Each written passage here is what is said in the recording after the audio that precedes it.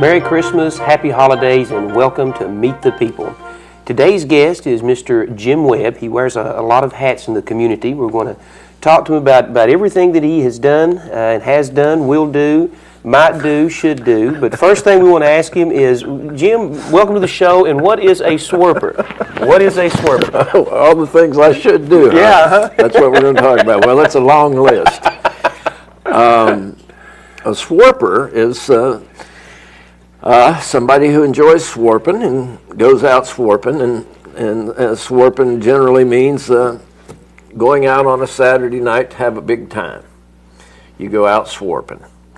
It's an old mountain expression, and it also has a negative connotation too, and that is you can swarp somebody upside the head. Which is not such a good thing, and that's not the kind of swarper I am. But I do believe in having a good time. I do believe in laughing, and I do believe that it behooves us all to amuse ourselves if other people don't. It's one of the things I try to do is amuse myself. Well, you know, we've already broken one rule on the show, and I figured if I was ever going to break a rule on the show, it would be when Jim Webb's here. But tell me when you were born and where you were born, and a little bit about Jim Webb. Well, I was born in 1945 in Jenkins, Kentucky, a little town up the road. You may be familiar with it. Very familiar. I was born there too. And my parents, soon after I was born, my father had been superintendent of schools in Letcher County before I was born, and but after World War II, we moved to eastern Ohio in the coal mining territory. My dad was a traveling suit salesman for Stores Schaefer out of Cincinnati. He had done that all the time that he had been teaching. When he got out of high school, you could do that back then. He started teaching, and it took him about 10 years to get his college degree. And all during that time, all the time while he was teaching and all, he sold tailor-made suits. That was in the days before there were places where you could really go and get suits off the rack and stuff like that, before Robert Hall and those kinds of places. And so he traveled and sold suits to coal miners at coal company stores in eastern Ohio and the northern panhandle of West Virginia and in southwestern Pennsylvania. And so I grew up. I went through grade school at a little town called Shadyside, Ohio, about 7 miles south of Wheeling, West Virginia on the Ohio River. A little town of about 5,000 people. It was really a fine place to grow up. Mm-hmm. We came back every summer. Our vacations were to come back to the mountains to visit family. I had no kinfolk up there whatsoever, and that was always kind of strange. And then I'd come back here, and I'm kin to half of Letcher County, and so that was always a special thing for me to get to come back here. Kind of reminds me, that's one of the reasons Gurney Norman's book, Kinfolks, is one of my favorites, because it kind of it deals with that a lot, about, you know, families coming back to visit families for reunions, for funerals, rarely for Christmas, but always in the summer. That was my dad's vacation. We never went anywhere else. We always came here for our vacation, and that was fine with me.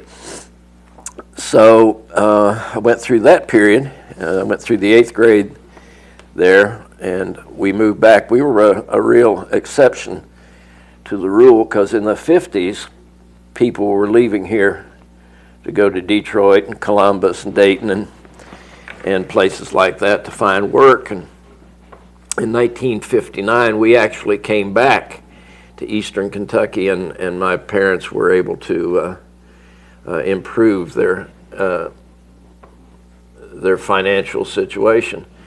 My mother had started work in a hospital in Bel Air, Ohio, just in the kitchen, and my dad's suit selling business had just petered out completely, They're just, there was too much competition from Robert Hall and places like that. Plus, the mines were going down in terms of mechanization was coming aboard, and there were fewer and fewer miners. Mm-hmm.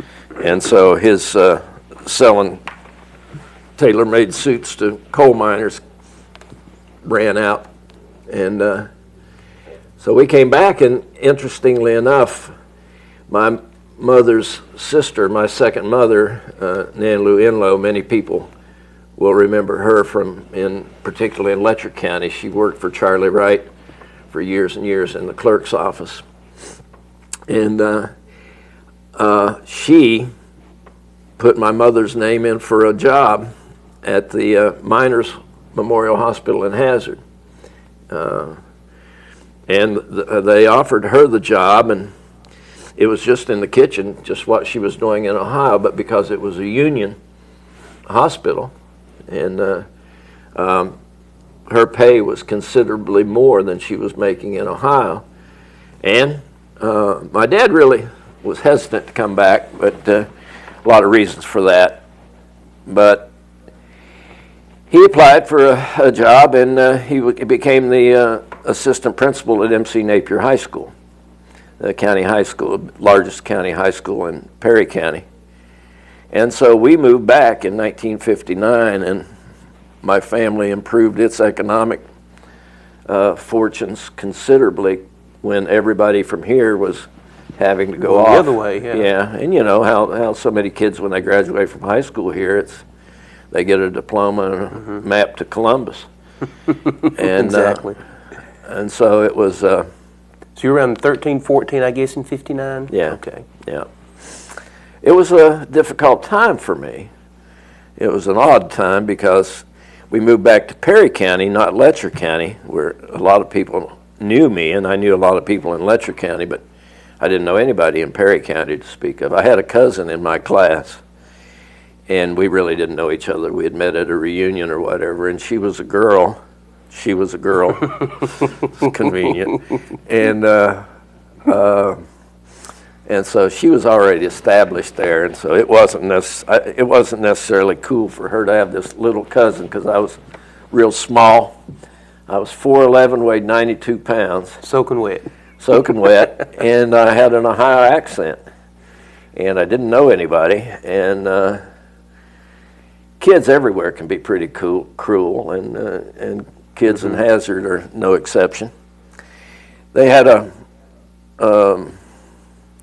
freshman hazing thing that they did. Surely they don't still do it, called red bellies. I don't know if you've ever heard of that or not, but upperclassmen would grab freshman boys. If you were a freshman, you were eligible for it. And they would grab you and hold you and pull your shirt up and smack your belly till it was red. What kind of sense that makes, I don't know. But I was little and easy to grab, and I didn't know anybody, didn't have any protectors or, any upperclassmen who knew me or anything, and I talked funny. I didn't like Hazard for a while. I'd say you didn't. I know eventually you learn a foreign language, but we'll talk about that in a minute. Yeah. So you went to school, did you go to school at the Hazard School? Hazard High School. Hazard High School? Yeah. Okay, after you left Hazard High School, where'd you go? Well, then I went to Berea College in Berea, Kentucky, and spent 4 years there. When I got out, I was fortunate and was offered a job. The Miners Memorial Hospitals were the Appalachian Regional Hospitals by then. From the time we moved to Hazard to the time I graduated from high school, and I went to work for ARH in a training program that they had for hospital administrators and the like. Okay, I have to ask you about the Harvard of Mingo County, I think is what you called it. Well, you jump ahead for a while. Well, I didn't mean to, but I just That's couldn't all right. stand it. I know, well, it's a good one. Well, I worked for ARH for 3.5 years, and then I decided that with some encouragement from a a woman who was a big fan of my writing and all. I'd written ever since I was ever since I could remember. What did you write? Just all kinds of stuff. I would write, poetry, and I'd make up things, but I also like to write reports for school and things like that. And I remember once I was being punished by my teacher for something. It couldn't have been very bad, but I had to write a 500-word paper. It was great punishment, if you think about it. I don't know that kids that get punished like this anymore, to have to do something like that. And so I wrote, I was being spiteful, so I wrote a 500-page paper on dirt. Just all of the good things that you could do with dirt, and all of the good stuff that dirt is good for. And I can still remember that because I had to stretch it pretty far. I'd say so. 500 words on dirt. Yeah, from a grade school mind, it's. But I like doing stuff like that, and we had a school paper at Hazard called On the Hill, and I wrote a gossip column for it.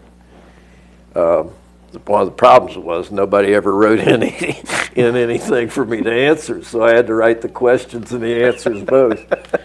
I, of course, was unmerciful on my friends, and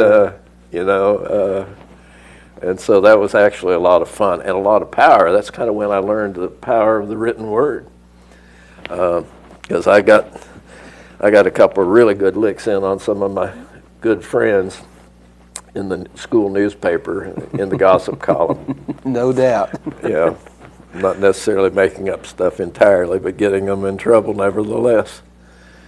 And so I like doing that kind of stuff. We had to, and so, yeah, but I never thought of it as any kind of a way to make a living, because it's really not much of a way to make a living. I mean, you can be a reporter, a journalist, something like that, but it's really hard to make a living with writing. I made so far in my poetry career, I guess I made the best I've ever. I made $880 one year, and it's been pretty much downhill ever since. So. Well, I also want to tell people about your big event that happened in New York in regards to poetry. But first, I do want to get back to the Harvard of Mingo County. Okay. I'm not going to let that one die. All right. Well, so at any rate, I worked for ARH for 3.5 years and loved it in Williamson, West Virginia.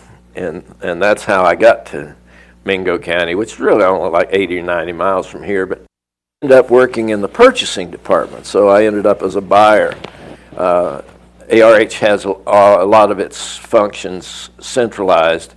The financial offices and the president's offices in Lexington and all, but Williamson had a lot of like the maintenance, central maintenance, laundry services, all kinds of pharmaceutical services, and purchasing were all done in Williamson.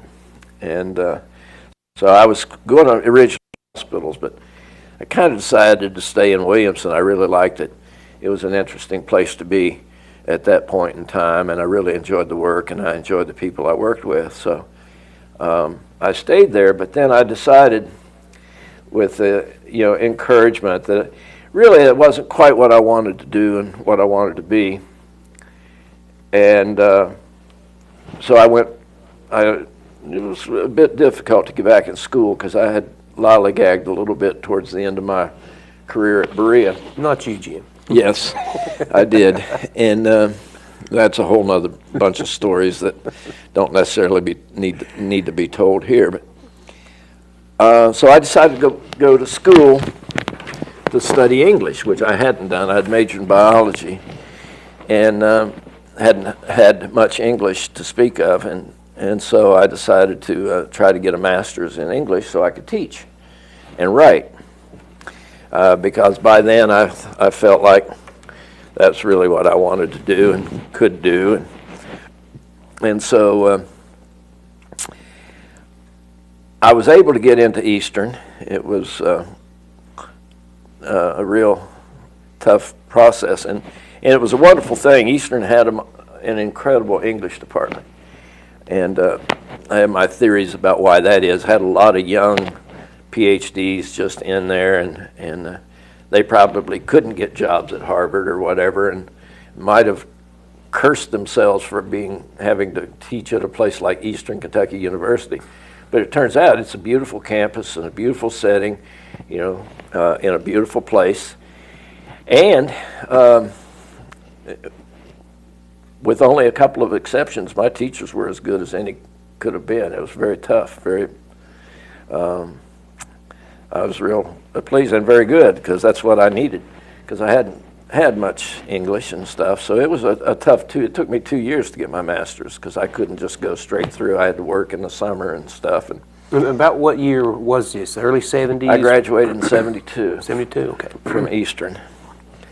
And I had graduated in 67 from Berea. Okay. And you need to refresh me on the light again. We're okay. We still got a few minutes. We've got to go to the break. Okay. All right, and so I did go to Eastern. I got my master's. It was a real interesting process, and I got immersed in literature, which was a delight for me. And I had my first publication then. Actually, it was a short story, and then I got that kind of encouragement. But when I got out, finding a job in English, and so I didn't take education classes. I didn't want to teach.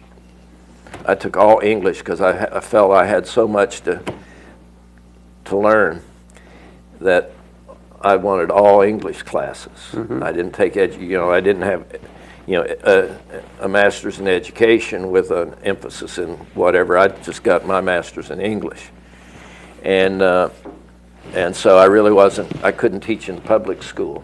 Okay, let's leave it right there. You couldn't teach in public school, right? Okay, we're going to take a short break on that note. And we'll be back in just a few minutes with some more from Jim Webb.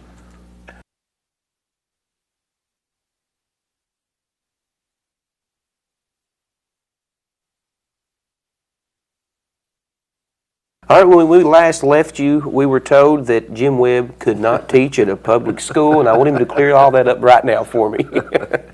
Well, first of all, they did the background check.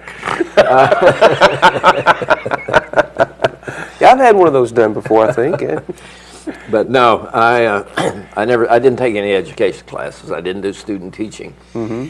So then, when I got out at Eastern, I couldn't get a job. One person in my graduating class at Eastern actually got a job at some little small private college in Missouri, someplace, I think. And maybe one of the women in the class got a job too. I don't know, but of course several of them were teaching in public school, and so. A friend of mine and my mentor in Williamson, I had gotten involved with, and actually one of the things that precipitated my going back to school was I took an American Lit class. They started a branch of Marshall University in Williamson and in Logan, West Virginia. And they were holding the classes in an old grade school, and since I was working there for ARH, that's when I actually had a little professional radio experience too for WBTH in Williamson. I worked part-time there. Because, I went to Williamson, I didn't know anybody to speak of, and I didn't know anybody. And, something to do. And I was always interested in radio and stuff. My brother's has been in radio and television all of his life, and he was a big influence on me. And so I didn't mean to say that, whatever it was wrong. But Well, you mentioned that's your first radio experience. Real quickly, just let the people know you are a DJ currently on WMMT. You have a program. What's it called? Riding around listening to the radio with Wile E. Coyote on Wednesdays at 4 o'clock. So if you recognize the voice and didn't recognize the face, that's why. But you go ahead now and get back to the... And, yeah, I've been with WMMT for over 20 years now. And it's been a wonderful part of my life. But so I went back to Williamson, a friend of mine, and he was teaching at this community college.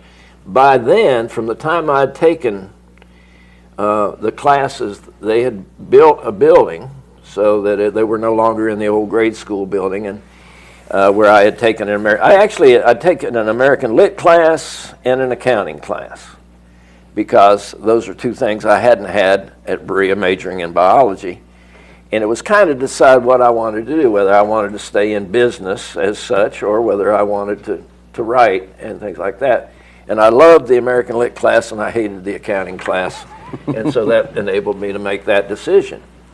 And so when I got out of school, I hitchhiked around for a while, and finally, needing to do something, I went to work for my friend Jim Bartlett in Williamson, he had a print shop.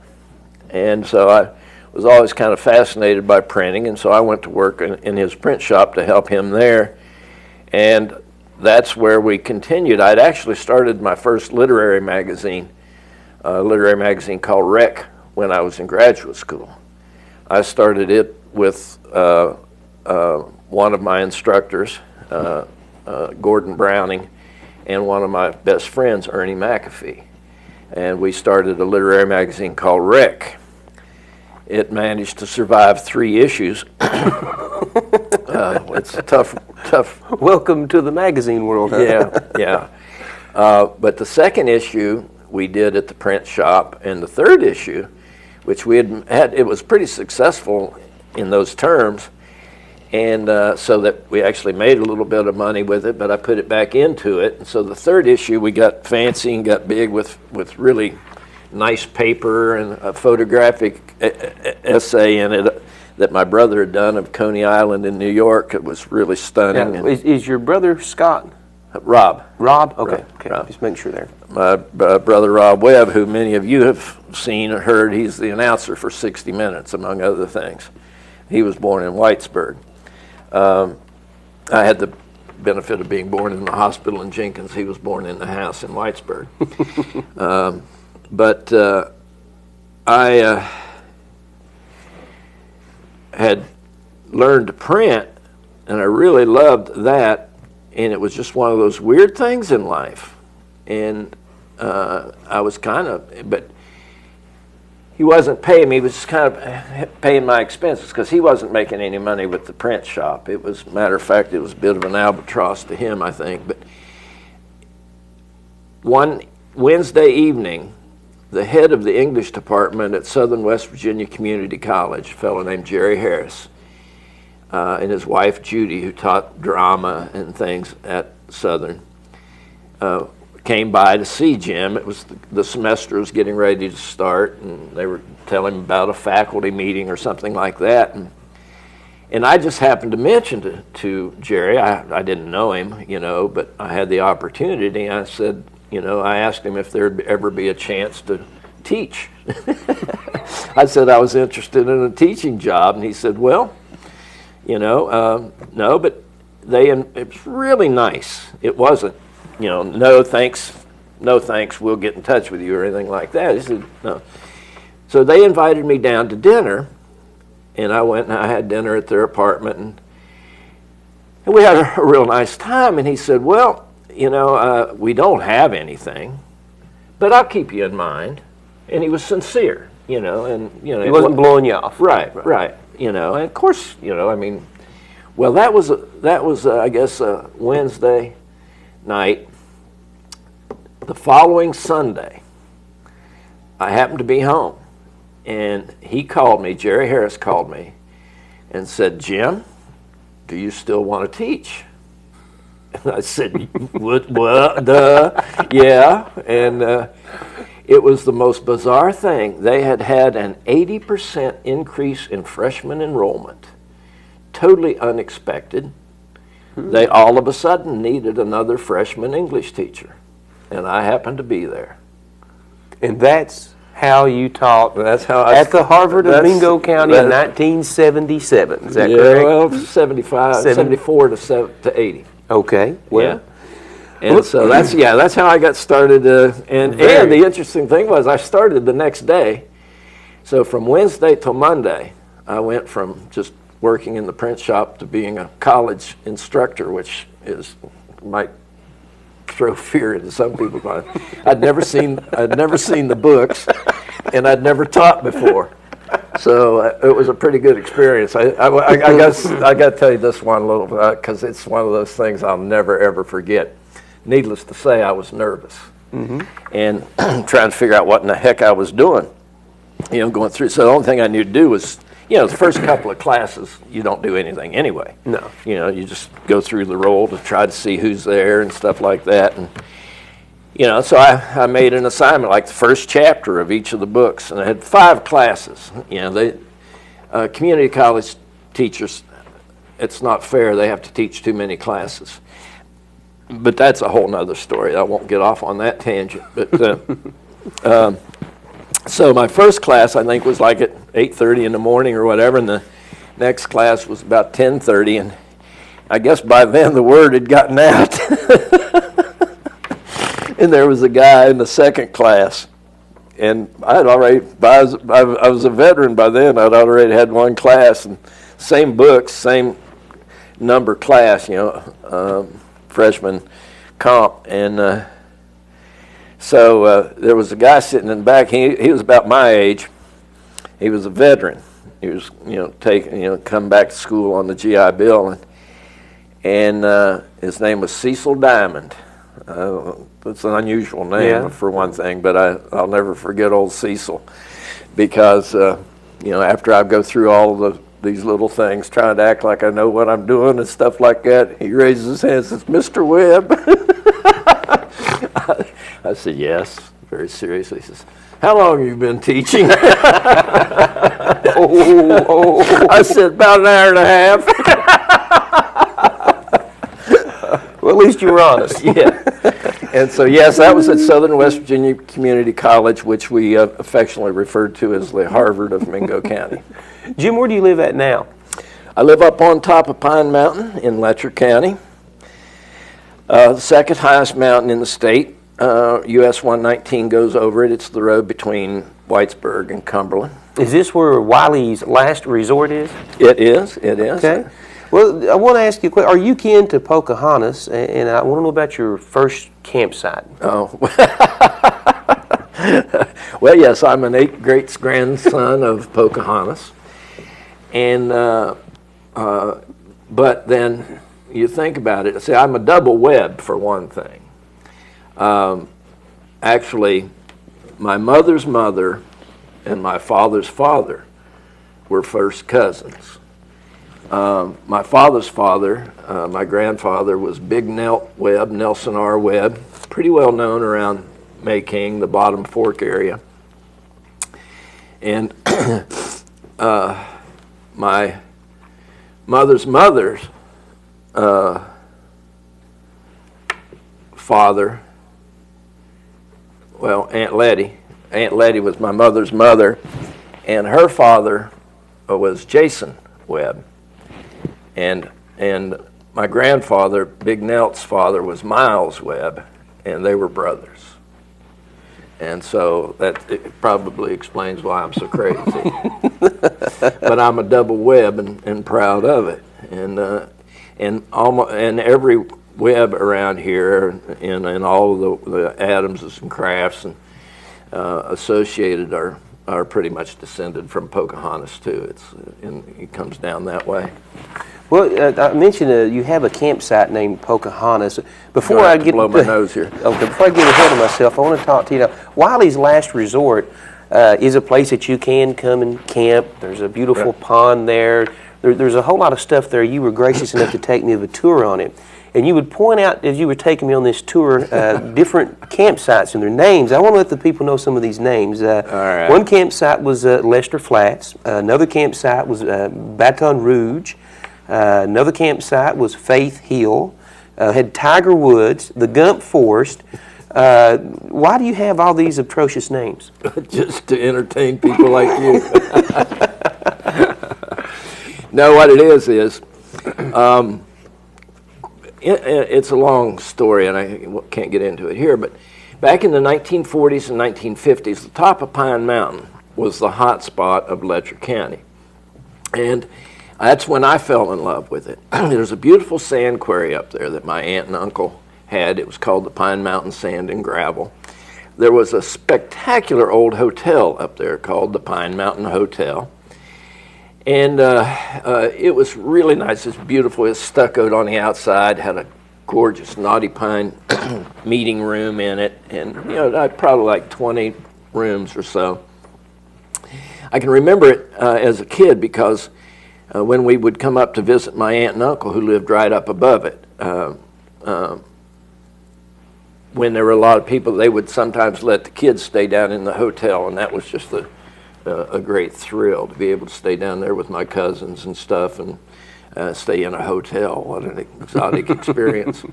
But and then there was a picnic ground up there, and there was an old fire tower, one of those old 60, 70-foot fire towers that they used to have, and unfortunately they tore that one down. That would have been a great tourist attraction. It was really spectacular. And so people came up there all of the time, picnicking, hiking, and all. And the fellow who owned the hotel, Dewey Polly, also had the Coca-Cola bottling plant in Whitesburg, which is, you go in town on the old road, the sweeping curve. It's now the community college. You can see it's an absolutely gorgeous stone building, and there's a lot of beautiful stonework up at the resort too.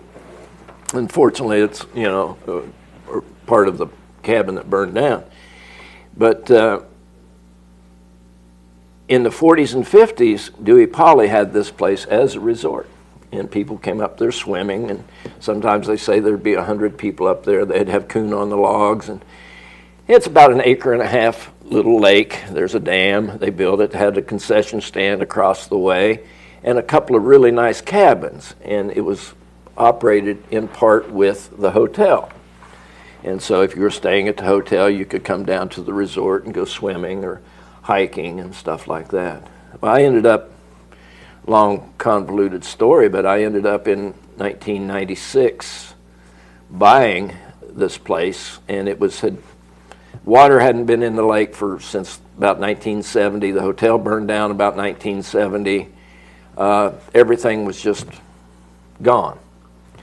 And so I have been trying to bring that back gradually, as fast, as much as I can, but it's a work in progress and always will be. So if some of your friends, say from West Virginia, wanted to come down and stay a night there, how would they indicate where they wanted to stay? Oh, well, they can always pick the place, and you're not going to let that go. All right, so an interesting thing is, there's an old logging road. I had to clear it before you could. It took me, I had the place 3 years before you could drive through this road. Mm-hmm. Took that long to clear the trees that had grown up over time and stuff. But so I do. I enjoy a good little laugh, and so I have spots along the way that are named. And the first one that brings up the Pocahontas, but the first campsite's under a ledge. Really nice because you don't have to have a tent or anything. It's on sand because sand's everywhere up there, mm-hmm. And it's called Powhatan, for Pocahontas' father, right. My 9 greats-grandfather. And also, too, there was a little town just south of Shady Side on the Ohio River called Powhatan Point. It all depends how they pronounce it, Powhatan up there. But there was a beautiful train that used to come through here called the Powhatan Arrow. Back when L&N or N&W or somebody, and a friend of mine, Glenn Simpson, has written a song about it that I really like a lot, and so I named that not Pocahontas but Powhatan. that campsite. And then you come down, and over on the side is the first Lester's Flat. And then you come to another little area that I cleared out where 2 or 3 people can pitch tents, or 2 or 3 tents can be pitched if a group want to camp together. And that's Baton Rouge. And I named that Baton Rouge for an old sweetheart of mine. Very, very truly bittersweet experience, wonderful experience actually. When I was 15 years old and having to make a terrible choice between baseball and this woman that I had just fallen in love with. And almost, what baseball career I had almost went down the tubes, but it was a terrible thing. So you have these names for these sites, and people can call in and pick out a name, give you a name, place with no name. Who named that one? Okay, well, I got to tell you about the reason it's called Baton Rouge, because she was from Baton Rouge. But also, too, it's Lester's Flat in Baton Rouge waiting for a train. All right. The place with no name, I believe that your brother named that one? No, Scott Goebel, my buddy Scott Goebel. Okay, all righty. And you just couldn't come up with a name for it, and you said that's the place with no name, I think you told me? Yeah, it's a really nice, big, wide spot. It looks like it's going to have a name. So he said, well, until we come up with something better, the place with no name. And that's right in between when you come up the first part of Faith Hill. And, of course, over to the left is the Tiger Woods, and over to the right is the Gump Forest. Okay. That's just past, New York, and now Lester's Flat Junior, which is the 4.5-acre flat I have up there. We're going to take a short break. When I come back, we're going to have a short conversation about Moot Point. This is my favorite spot, so we'll be right back with Jim Webb, and we'll talk about the Moot Point.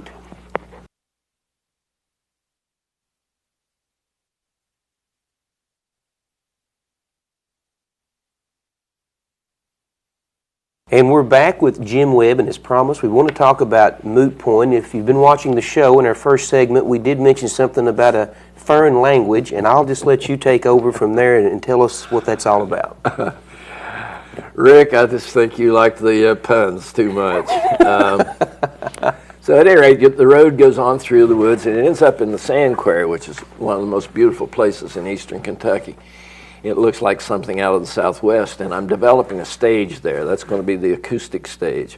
I also have a 4.5-acre flat. That's the Lester's Flat Junior that came about as a result of the road work on US 119 of just a few years ago. And that's going to be my big stage. I'm going to have huge concerts there. Huge, 500 people, Wow. But I mean, that's not huge by Bonnaroo standards, but And for the mountains, that's big. For the mountains, and it's a spectacular place. At night, you can't see any lights except over there. If you come around on this side, you can see them strip mining Black Mountain. Strip mining the highest mountain in the state of Kentucky. I don't know what kind of sense that makes, but at any rate, that's going to be my big stage, and I've got lots of room there to do all kinds of different things that you do at a concert and stuff with vendors and the like. But then you come through the woods, and actually what had happened is, and I'm developing other campsites, the place with no name and stuff, and I'm putting picnic tables out through there for the hikers and the mountain bikers, and even cross-country skiing if we ever have snow again. And there was this place, the property that I have now, I got in 2 parts. I got the lake property, the resort property. I bought it from the bank, and I bought the Sand Quarry property from my cousin Gordy Lewis, and so I put those 2 pieces together, which they were part of the original tract a long time ago. But after I bought that part, I don't know if anybody around here has ever noticed that some people are so ignorant that they just make these dumps all over the place. It's so crazy. Well, there was a dump on this property out in the middle of the woods. I mean, you really had to go to get there. And so after several days, after I bought this property, I started cleaning it up in the evening. When I get home from work at the apple shop, I'd go up and I'd spend a couple hours cleaning this dump. Bagging it up, putting in my truck, and then I'd haul it off. when I just about had it all cleaned up, there was a commode out there. And all of the other stuff that goes with a commode. So I picked up the commode, and I was walking. I was just about ready to put it into the truck. And I got mad. I started cussing. I said, what kind of blankety blank blank goes to this much trouble to get rid of a commode? Bring it out into the woods, where there's this beautiful place. That's what I don't understand. People go out, they find a place like this, and then they have a party, and then they throw their beer cans and their bottles all over the place. What is it that makes people so stupid? But at any rate, I was just getting ready to put the commode in the truck, and I thought, no, doggone it. I plopped it down right there, and this was a jungle pretty much area here and stuff like that. I'm just going to leave this here to remind me of how ignorant people can be. And so I left it there, and so to get to your other bad joke, that you're not going to leave me any choice but to tell, is that I first thought, it'd be cool, I'd plant flowers in it and have it just along the road, marking the road and stuff. Well, the flowers didn't grow because there's a beautiful canopy there, as it turns out, so they didn't get enough. It just wasn't a good place for flowers. So we decided, we did some clearing out on Moot Point and started clearing the road a little bit one day, and I thought, what'll work now? But meanwhile, I've got about 3 or 4 commodes there now. Anytime I've found a broken commode, I take it out and put it out there to mark the spot, so everybody can find Moot Point. And so we decided to go, and we dug up ferns. That's where the rim shot should be, right? Right, yeah. And, from the immediate area, because they'll grow there. And they're beautiful and stuff. So we planted ferns in all of the commodes. And so I told Rick if he ever wanted to come up and learn a fern language, this was a good place to do it, because you can sit and talk to those ferns, and it'll bring you great peace and joy. And now you know the rest of the story. Real quickly here, you mentioned a while ago Pine Mountain Sand and Gravel. I think you did a little bit more with that than you mentioned. Well, that was a literary magazine that we started in the 1980s, and it is now the official literary magazine of the Southern Appalachian Writers Co-op.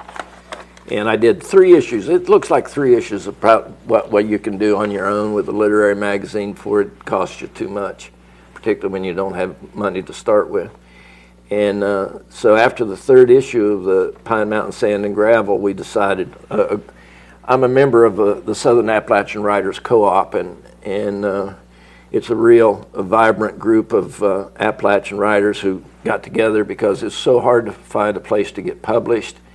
And we knew that there were a lot of writers around, but we're all in our different little pockets and stuff like that. And so we started just to encourage each other's writing and to expand our opportunities for publication. And it's been quite successful in that. It's not a kind of a official organization, and there are no dues and things like that. But what happened was we decided that after 3 issues, I couldn't afford to carry it.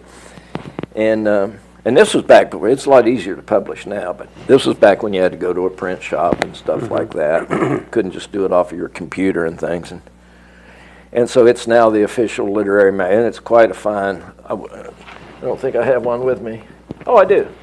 Here's, this is one of the most recent ones. Okay, we'll get a shot of that and put it on the B-roll for you. Moving on now real quickly, WMMT. Tell us a little bit about your association with WMMT. Well, WMMT is the best radio station in the whole wide world, and it is a community public radio station, which is different from national public radio in that NPR, for example, out of Eastern WKU and all, they're usually on a campus or some big organization, a university oftentimes, and play a lot of classical music and things like that, and have paid DJs, paid staff, and things like that. Well, a community public radio station, it's a whole different critter. And there are over 200 of them in the country, and all of them unique. None of them, I mean, a lot of them are like on reservations out in the West and in Alaska, in places where commercial radio hasn't ever been or doesn't go. And we're very fortunate. There aren't very many of them like ours, and we're very fortunate to have it here. And right now, it's a part of the Apple Shop, which is a not-for-profit multimedia center in Whitesburg that since 1969 has been creating documentary films about Appalachia that air on KET and public television nationwide periodically. Bluegrass fans will recognize our Herbie Smith's film, The Ralph Stanley Story. I saw that. It was awesome. Yeah, and one of our, another recent film is on Hazel Dickens, a legendary figure. She just received the National Fellowship for the Arts Award. And Hazel Dickens, a singer-songwriter from West Virginia, from the coal camps, and labor songwriter from West Virginia. We finished the documentary on her. It's hard to tell the singer from the song, the story of Hazel Dickens. We also have a great video on Morgan Sexton, the banjo player from Bull Creek in Letcher County. And we have Lee Sexton. And we also, Apple Shop also has June Apple Records, which has over 80 albums of mountain music, including Lee Sexton's Whoa Mule Whoa, which is a real delight. And lots of other things. From the earlier days, we did John McCutcheon's first couple of albums. We did Robin and Linda Williams' first couple of albums, Cy Khan's first album.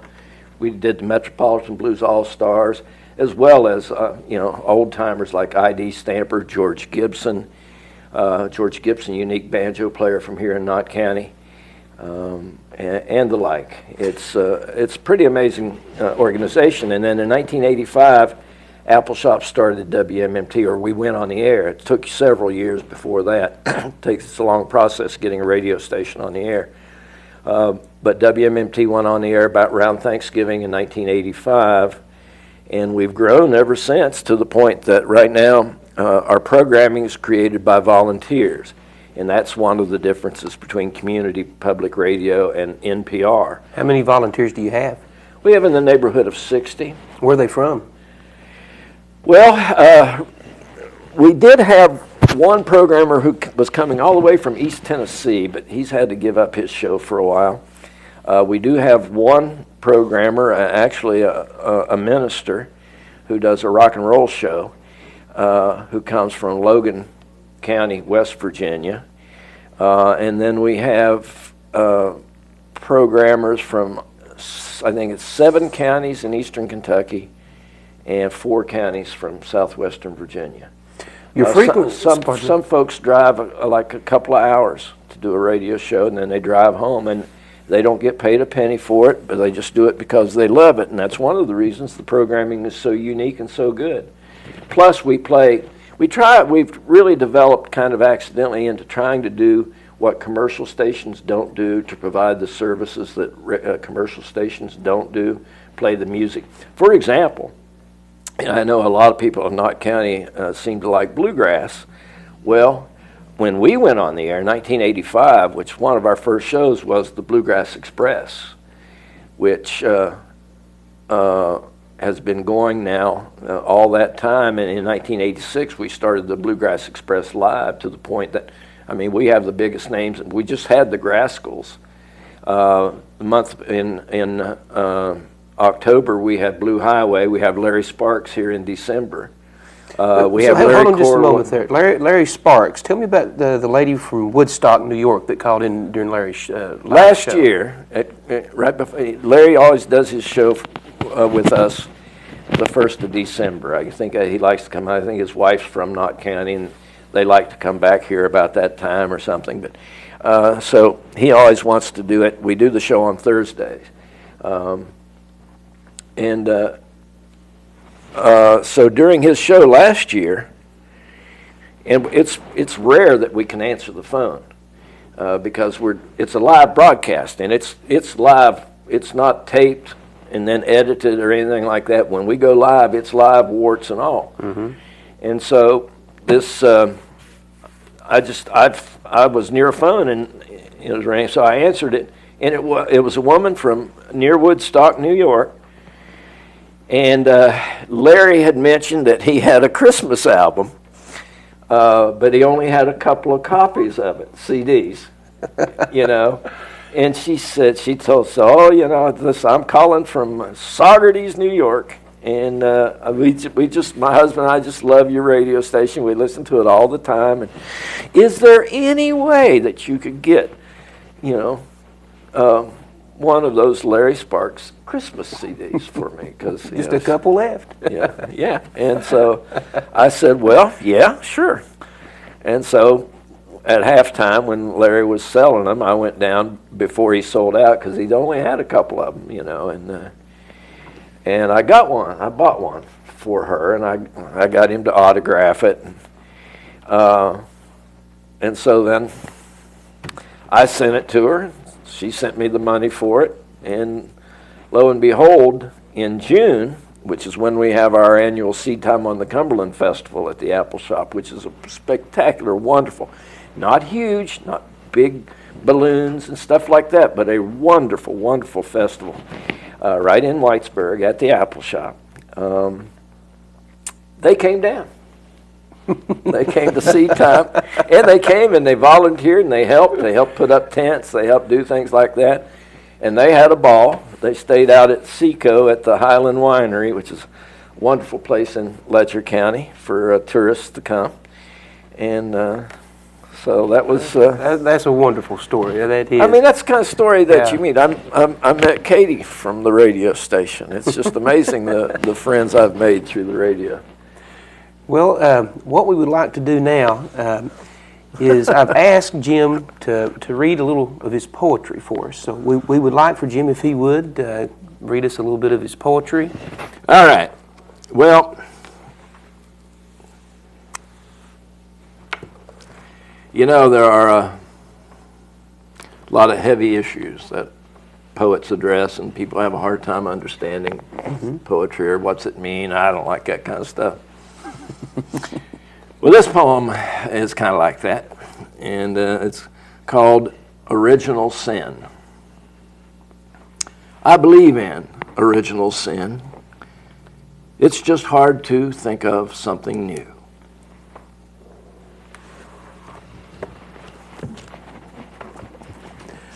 Okay. All right, that's close to like the shortest verse in the Bible or something, like Jesus wept. I was prepared for this big, long. Okay. Would you bless us with another reading there, Brother Jim? So this poem's called Black Mountain. Yes, sirree, Bob, let us blow the hell out of that knob. Don't you know we need that coal. Yes, sirree, Bobette, gotta keep them big city bright lights bright.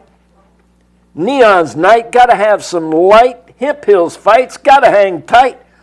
All God's chitlins, gotta love that sight. The D9 greed goblins thirsty bite. Say it, brothers, ain't that right? Shout now, sisters, ain't that right? Tomatoes love the blight, greed heads say, quite righteously. Nightly, daily, eternally, infernally. Bye-bye, Black Mountain, bye-bye. Bye-bye, Black Mountain, bye-bye. You sorry greed heads. You sorry, sorry greed heads. Decapitate the state. Decapitate our state. You sorry, sorry excuses for any animal, vegetable, or mineral. Decapitate our state. You sorry, sorry, worthless skeletal supports of putrefaction. Indeed, worth less than Judas, Quisling, Hitler, Bill Sturgill, and varicose-sucking scum buddies of Saddam and Stalin rolled into one millionaire's mansion in Connecticut for the weekend are you sorry greedhead slime. And that was very powerful. Jim, thank you so much for reading your poetry. Thank you so much for coming on the show. Thank really you, Rick. appreciate that. That was awesome. It really was. It's been fun. Again, Merry Christmas, Happy Holidays, and take care of yourself. We'll be back with another Meet the People very soon.